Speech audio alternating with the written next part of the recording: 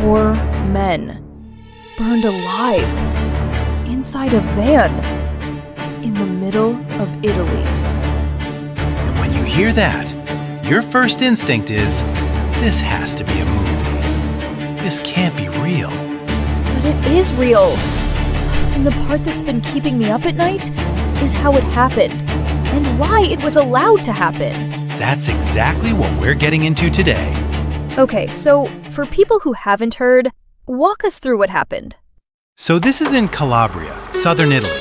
4 migrant workers, believed to be Afghan and Pakistani nationals, are found dead inside a burned van. The CCTV footage that police recovered allegedly shows 2 Pakistani men approaching the vehicle and setting it on fire. While people were inside? While people were inside. 2 suspects have since been arrested, and now all of Europe is stunned.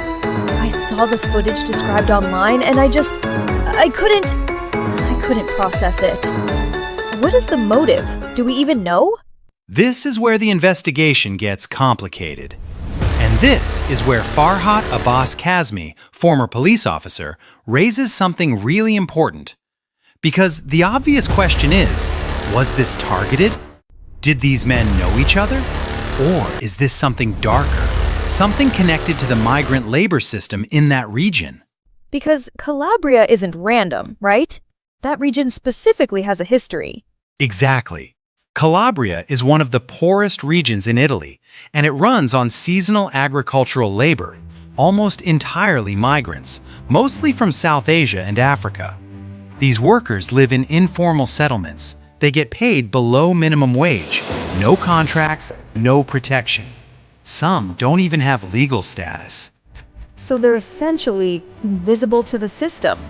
Invisible and exploitable.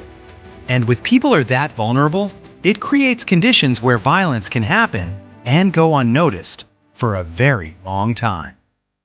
The question Kazmi raises, and I think it's the right one, is what was the relationship between the victims and the suspects? Was there a dispute over money? Over territory? Over something that happened inside this underground labor network?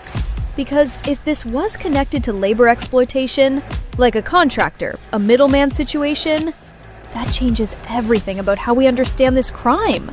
Completely. It's not just a murder. It becomes a symptom of a system. And the fire? That's not spontaneous. That's destruction of evidence. That's someone who planned this. That detail chills me every time. The fire specifically. From an investigative standpoint, fire is one of the hardest evidence environments to work with. You lose DNA. You lose trace evidence. You lose a lot of the story the body would tell you. But CCTV saved this case. The footage is apparently clear enough to have led directly to the arrests. Which is... okay. Small mercy. Small mercy. But here's the open question that nobody has answered yet. Were these 4 men specifically targeted? Or were they in the wrong place at the wrong time? Because those 2 answers lead to completely different investigations. And completely different conversations about safety for the Pakistani and South Asian communities living in Italy right now. Which is real.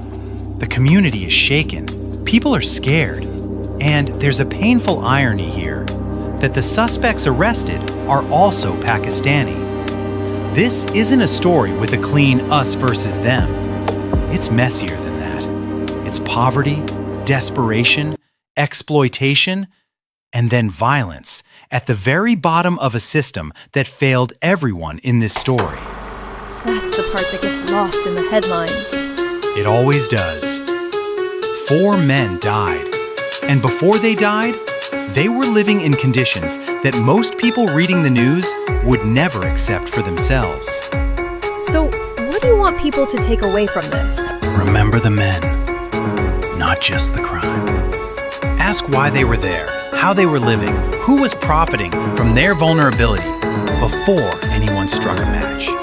That's it. That's the conversation.